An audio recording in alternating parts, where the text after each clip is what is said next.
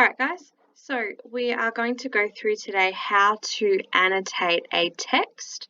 I've selected just a single text to do today and you can see it on your screen now. It's called Stem the Carnage. Even though I'm just going to do a single article with you, I am wanting you to be aware that the process is exactly the same for annotating a single article or a paired selection.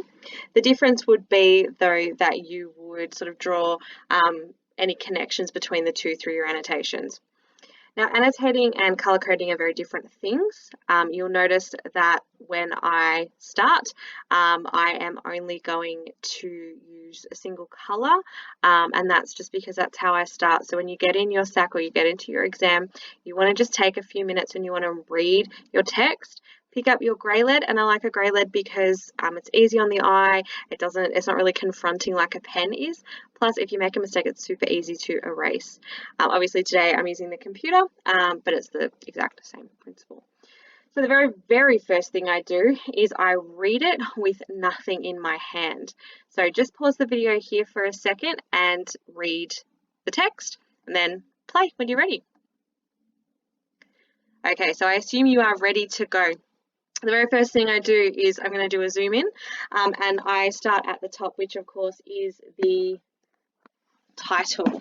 Now, with the title, excuse that noise, with the title, what I'm doing is I just want to sort of see what's in there. And here, I think that this sort of is a play. Stem the Carnage is a bit of a cliche. Now, one of the things I want you to be aware of is that as I go, this is just my thoughts. Sometimes I don't have the answers for what something is, but it stands out to me, so I want to make note of it. And I am just going to use the one color to get me started. All right, so what I'm noticing as I go through is I just kind of pick up words that stand out to me. Shocked and dismayed to hear about last week's fatal shark attack near Esperance in Western Australia. My heart goes out to the family of Neil Timms. This is a person, obviously, that was attacked, and this is a text in response to that. And I know that just simply from the context of this piece. In particular, his younger brother, James, who was watching helplessly from the shore as the beast attacked without warning. That's really interesting. The beast attacked without warning. Just give me a second because I have been a little bit overambitious there. The beast attacked without warning. This is the 7th fatality in 4 years, and I'm just going to go through part by part and pull out what I know, make notes on the side if I need to. But at this point, I'm looking at it and I'm just thinking there's some really big words, and this talking about, my heart goes out, shocked and dismayed. This is a very kind of emotive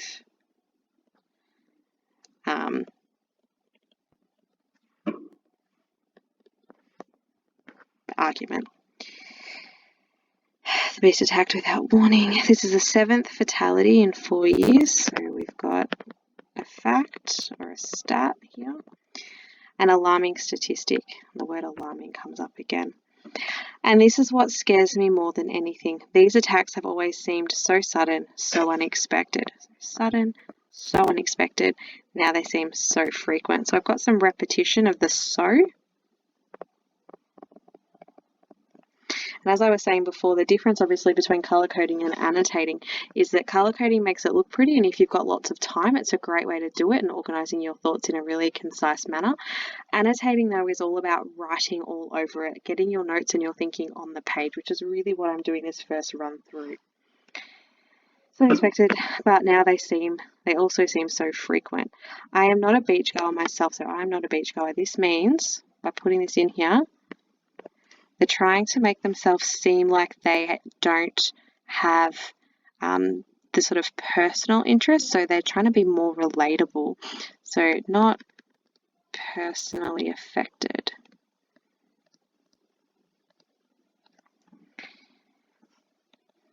And I'm just starting to think that, yeah, that's what it's going to do. It's going to make them seem more reasonable. I obviously need to think about that further, so that's where I'm going to put my little question mark as that reminder to myself. Annotations are not marked, they're just for you. But despite this, I feel very strongly about the debate which has resurfaced over whether or not serial offender man-eaters like last week's culprit should be tracked down and killed. In light of the increasing number of attacks, the answer is obvious: they must be destroyed. Geez, it stands out to me so strongly. serial offender, man-eaters, like last week's culprit, tracked down and killed. Not even culled, but killed. What a powerful word. So not culled, killed. It's a massive statement. At this point, I don't know what I want to do with that, but I know that I want to make note of it. In light of the increasing number of attacks, the answer is obvious that they must be destroyed. And again, really, really strong statements.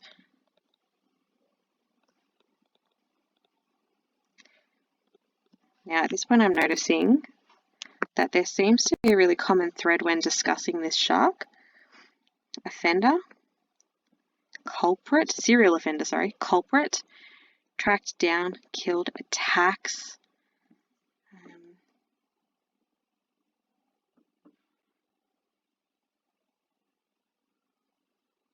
These are all really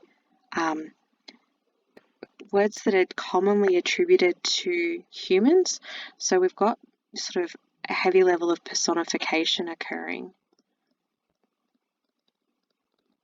This is what we would be expecting to see to describe a serial killer, someone who has intent. And obviously a shark doesn't necessarily have intent. So words, and I'm going to make note of that, words used to describe a serial killer with intent. And then that's sort of giving me an insight into this author. So if they're thinking, like, do they think that a shark has intent when they're killing? And I'm just going to make note of that. I might not necessarily, I probably won't use half of what I write down, and that's totally fine. Does a shark have intent to kill? And obviously the answer is no, but it's more about what is this statement saying about what the author believes. Now I'm going to look over at the image over here. It's the image sitting right next to this, and I can see straight away that it has quite clear links. What I'm noticing is there's blood on his nose, her nose. There's a real emphasis around the jawline for the teeth. They're very sharp. We've got the water coming out here, and that to me indicates that it has suddenly emerged like a surprise attack, maybe. Particularly because I'm noticing back here there are calm waters, which I sort of think links to that idea of a surprise attack. I start to really draw these connections between it as I just drew there. All right, I'm going to keep going down now. So straight away, I know people are going to argue that the water is their domain, and that if we don't like the idea of sharing it with them, then we should just stay away. Always pick up that inclusive language. But this here is acting as a rebuttal. So I know that you're going to say this, but. So that's building in that rebuttal. But Australia has built itself on a culture of sand and surf for generations. Our tourism industry is dependent on it. Okay, so tourism, thinking about what I know, tourism equals money equals potentially an appeal to self-interest. But I think as well, Australia has built itself on this kind of thing, is also an appeal to patriotism.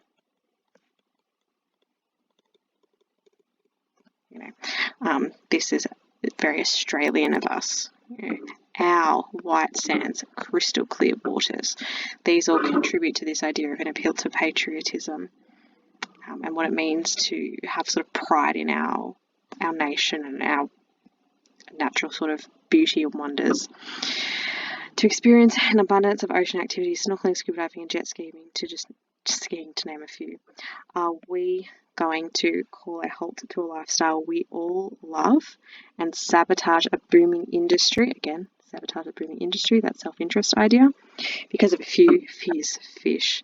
Now, really interesting, I find back up here where you can see the highlighting, there is a lot of personification, and down here it's almost now flipping that and being downgraded to just a few fierce fish. So we've got some alliteration.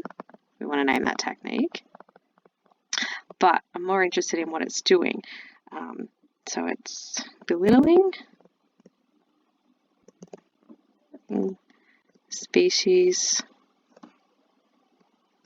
through the alliteration. And it's really converse to the earlier personification.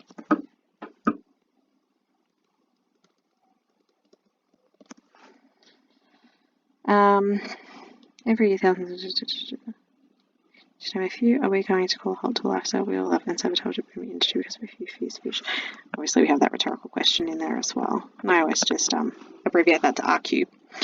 All right, let's put our right on greeny sentiments aside. Right on greeny sentiments. Jeez, talk about belittling. Mocking. And face the threat rationally.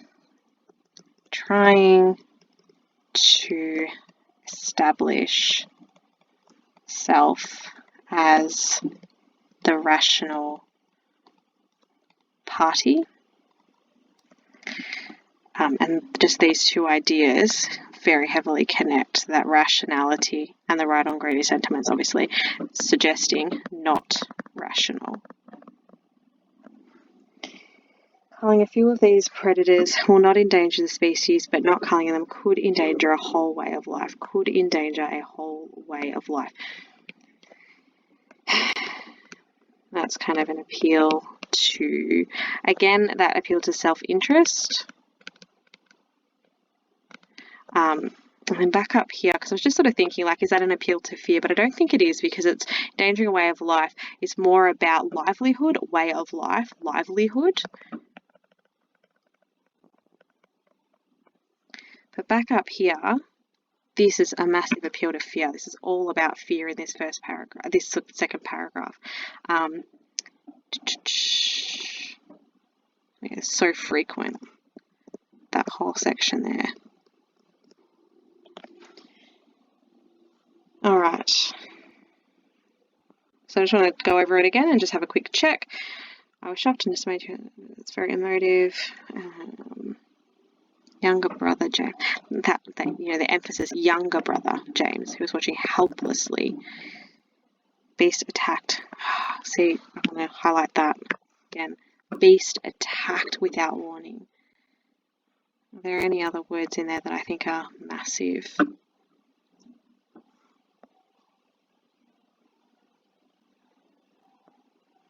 Straight away, I know people are going to argue.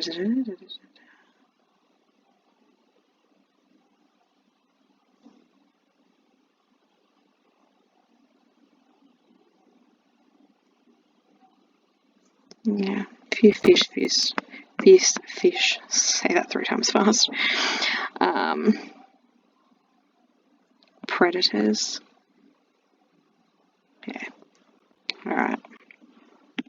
Alright, so once I've been through it once, I go back to our good old cat flaps.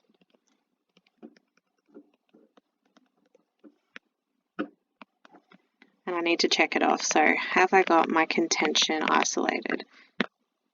No, I've not found a sentence that explains the contention, so I'm going to look for that. So I'm thinking, in light of the increasing number of attacks, the answer is obvious, they must be destroyed. But also down here,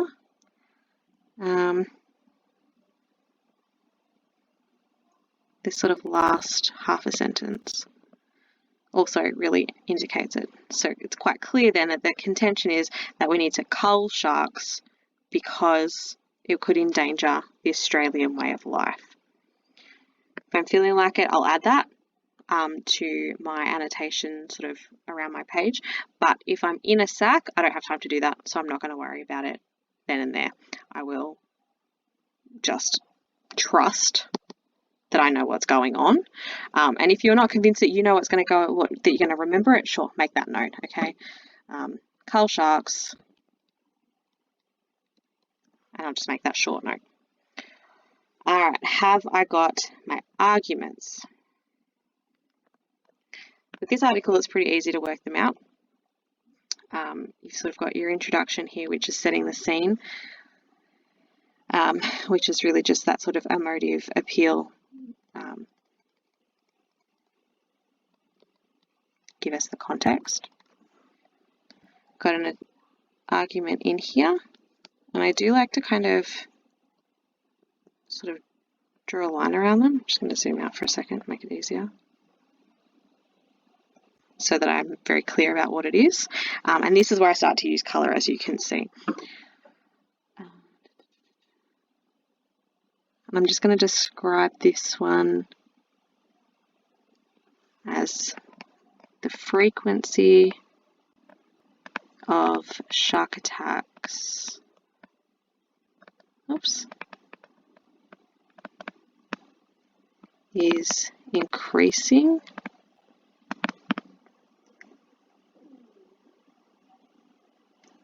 and should be stopped. I'm missing a non-neutral verb. If I was going to write this properly, I would include a non-neutral verb kind of here. So argues that the frequency of sharks attacks is increasing and should be stopped would be fine. Got another argument down here.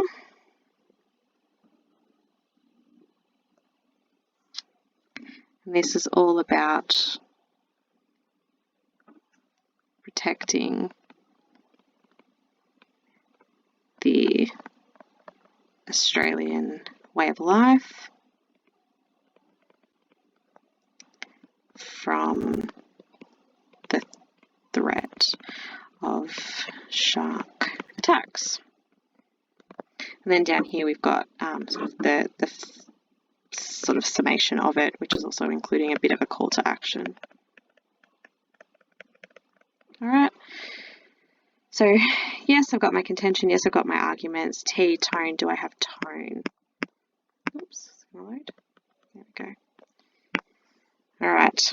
Where am I seeing it? Now, the great thing about having already identified with my highlighter some really key words, it's going to help me. So over here, I'm going to do tone words in green. Shocked, dismayed, where's my heart goes out, helplessly. All right, and I'm just going to define that in blue. These tones are heavily emotive. Feel free to get out your textbook and look for some tone words here. It's very helpful. I'm just going to sort of stick with what's in my head. I don't have a textbook in front of me at the moment. And if it's a word, if I don't really like it, I'll let you know that that's something that I would go back to and check again. Alarming statistics scares me more than anything. These attacks always seem so sudden, so unexpected. I think just like the use of that fact up there sort of starts off with that kind of rational tone, but it really quickly shifts to illustrate that it's very negative. So this feels strongly about the debate which resurfaced over whether or not, yeah, and it's going to be these words: serial offender, culprit, killed, man-eaters. So these are really negative. What am I thinking? I'm thinking that those tones are quite alarmist. Trying to be like, ooh, this is really bad, really, really, really bad, everyone. You need to know how really, really bad this is. Hence alarmist. All right, and then down here, this becomes much more sort of neutral and measured again, because she starts to really talk about, or he starts to really talk about the kind of why you should care, even if you're not someone who gets in the water.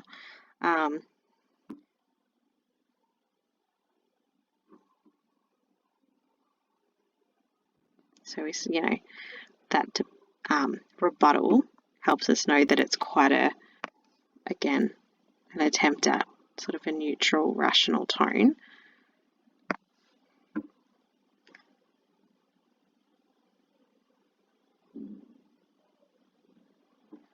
Here, it's almost incredulous.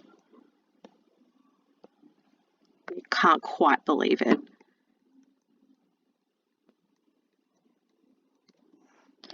All right, and then right at the end, let's put our right on greeny sentiments aside. Super belittling.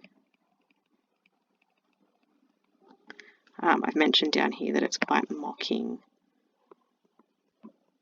the antithesis of rationality. There's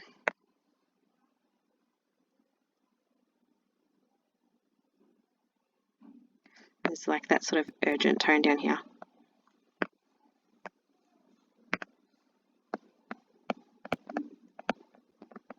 Okay, so I've looked at my tones. Excellent. F, form. My form, if you look down the bottom here, Sam Forsyth, Collingwood, that is what you always see in a letter to the editor. You're often given the information about what sort of text it is, but you should still note it. All right, I've done language. That was literally the first thing I did. Just to remember, language includes obviously persuasive devices, but it also includes significant word choices, as well as things like your register. Is it formal, informal, etc.? Yeah, so anything to do with language are also visual language, which is images.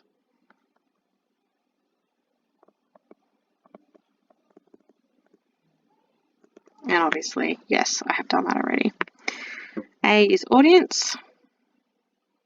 This one is purpose. Yeah, we've done that one. It's to persuade. And S is shifts in tone. And we've done that too. I've already identified those throughout.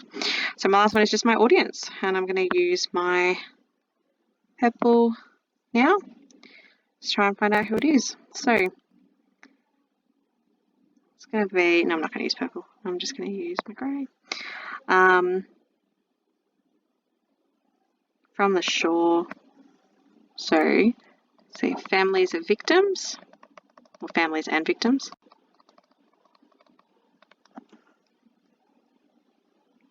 Said here, I'm not a beach goer. How was that?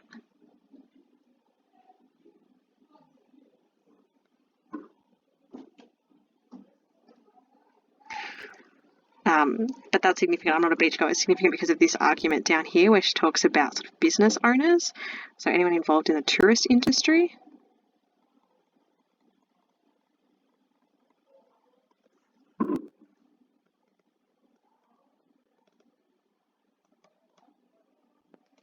And also, obviously, beachgoers are in there as well.